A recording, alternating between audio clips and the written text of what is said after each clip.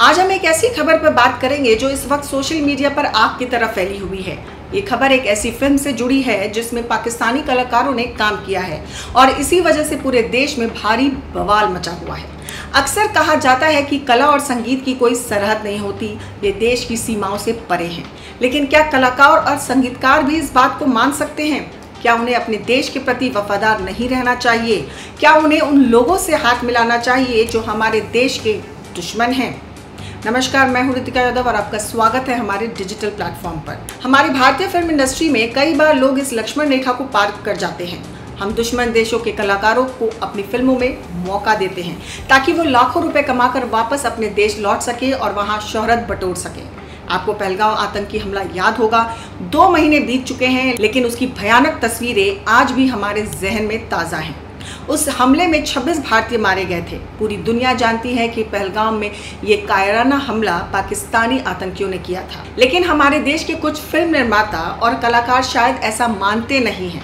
उन्हें पाकिस्तान से इतना प्यार है कि वो भारतीयों की हत्याएं तक भूल गए और पाकिस्तानी कलाकारों को अपनी फिल्मों में काम दे रहे हैं। दिलजीत दोसांझ की सरदार जी 3 एक ऐसी ही फिल्म है जो रिलीज हुई है। इस फिल्म में 4 पाकिस्तानी कलाकारों को खास तौर पर मौका दिया गया है। देश के लोग फिल्म निर्माताओं से सवाल कर रहे हैं, आखिर इन पाकिस्तानी कलाकारों को क्यों लिया गया? क्या फिल्म मेकर्स को नहीं पता कि पाकिस्तान हमारा दुश्मन है? क्या एक्टर दिलजीत को नहीं पता कि पाकिस्तानी आतंकी हर दिन मासूम भारतीयों का खून बहाते हैं? तो सवाल यही है कि दिलजीत दोसांझ उसी देश के कलाकारों को अपनी फिल्म में रोल क्यों दे रहे हैं? सच तो ये है कि दिलजीत और फिल्म के निर्माताओं को अच्छी तरह से पता है कि पाकिस्तान भारत के खिलाफ कितनी जहरीली साजिशें रचता है। इसके बावजूद फिल्म में पाकिस्तानी एक्ट्रेस हानिया आमिर, नासिर चिन्योटी, डैनियल खावर और सलीम अलबेला जैसे कलाकारों को शामिल किया गया है। फिल्म निर्माताओं से पूछा जाना चाहिए, क्या भारत में कलाकारों की कमी है? आज देश के लोगों को समझ ही नहीं आ रहा है कि भारतीय फिल्मों में पाकिस्तानी कलाकारों को क्यों ही लिया जाता है। दिलजीत की फिल्म से जुड़े इस विवाद पर कई भारतीय कलाकारों ने अपनी आवाज उठाई है।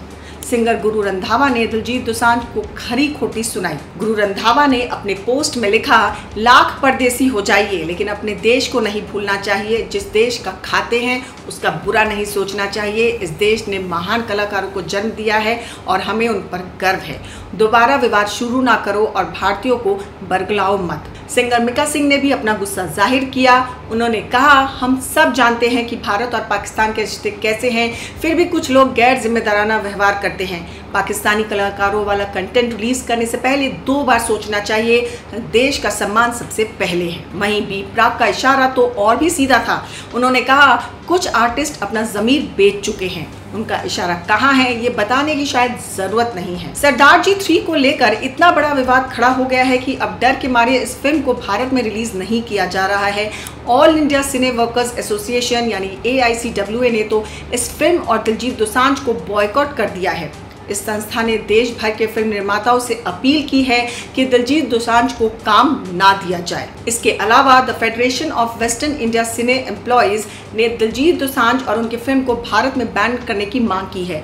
इस संस्था ने साफ कहा है कि दिलजीत की कोई भी फिल्म भारत में रिलीज नहीं होनी चाहिए। पाकिस्तानी कलाकारों से सजी इस भारतीय फिल्म के निर्माता गुरबीर सिंह का कहना है कि भारत में इसे रिलीज करने का माहौल नहीं है। उनका तर्क है कि भारत पाकिस्तान के मौजूदा संबंधों को देखते हुए फिलहाल इसे दूसरे देशों में रिलीज किया जाएगा। हालांकि उन्होंने ये भी कहा कि आगे से वे कभी अपनी फिल्मों में पाकिस्तानी कलाकारों को नहीं लेंगे। फिल्म निर्माताओं ने पाकिस्तानी कलाकारों को क्यों लिया, इस पर वो कोई सीधा जवाब नहीं दे रहे, बल्कि इन सवालों को तर्क बता रहे हैं। सरदार जी 3 के निर्माताओं का तर्क है कि फिल्म की शूटिंग फरवरी में खत्म हो गई थी और पहलगांव आतंकी हमला अप्रैल में हुआ, इसलिए इसमें उनकी कोई गलती नहीं है। दिलजीत दोसांझ ने भी यही बात दोहराई है कि जब शूटिंग हो रही थी तब पाकिस्तान के साथ सब ठीक था, लेकिन भारतीय कलाकारों को छोड़कर पाकिस्तानी कलाकारों को इम्पोर्टेंस देने के सवाल पर उन्होंने चुप्पी साध ली।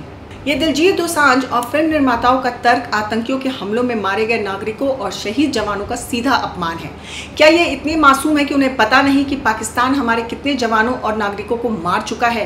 पहलगाम हमले से पहले भी न जाने कितने ही आतंकी हमलों में भारतीय मारे जा चुके हैं और हर साजिश में पाकिस्तान का कनेक्शन सामने आया है। इसके बावजूद पाकिस्तानी कलाकारों को मौका देना हमारे शहीदों और पीड़ितों का अपमान नहीं तो और क्या है। हमारे देश के इन फिल्म निर्माताओं और कलाकारों को पहलगाम हमले के बाद पाकिस्तानी कलाकारों के सोशल मीडिया पोस्ट पढ़ने चाहिए थे। दिलजीत की फिल्म सरदार जी 3 की पाकिस्तानी एक्ट्रेस हानिया आमिर ने पहलगाम हमले के बाद लिखा था कि इसमें पाकिस्तान का हाथ नहीं है और भारत झूठे आरोप लगा रहा है। हानिया ने हमले में पाकिस्तानी आतंकियों के शामिल होने के सबूत मांगे थे। यही नहीं, हानिया आमिर ने ऑपरेशन सिंदूर पर भी सवाल खड़े किए, जिसके तहत भारत ने पाकिस्तान के आतंकी ठिकानों को निशाना बनाया था। इन हमलों के बाद हानिया ने अफवाह फैला दी कि ऑपरेशन सिंदूर में मासूमों को मारा गया, एक ऐसा दावा जो पाकिस्तान भी नहीं कर पाया था। हानिया आमिर ही नहीं बल्कि फवाद खान, माहिरा खान और अली जफर जैसे पाकिस्तानी कलाकारों ने भी ऑपरेशन सिंदूर का जोरदार विरोध किया।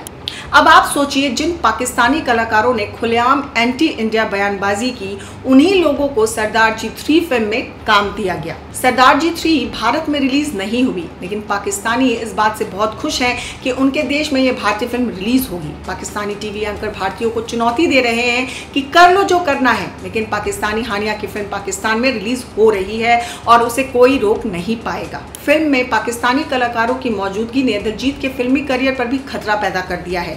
आने वाले वक्त में दिलजीत कई हिंदी फिल्मों में दिखाई देने वाले हैं, जिनमें से एक बॉर्डर 2 है। FWICE ने इन फिल्मों से दिलजीत को हटाने की अपील कर दी है। उन्होंने कई फिल्म निर्माताओं को इस संबंध में पत्र भी लिखे हैं। खैर, आगे क्या होगा ये तो वक्त बताएगा, पर एक भारतीय होने पर उनकी क्या नैतिकता है ये तो पता होना चाहिए। सबसे पहले और सबसे ऊपर देश है। क्या इन लोगों को इतना भी एहसास नहीं? अगर आपको हमारी रिपोर्ट पसंद आई हो तो बने रहें हमारे साथ, क्योंकि खबर के हर चौराहे पर पोस्टमैन आपको मिलेगा सत्य के संदेश के साथ। जय हिंद, जय भारत।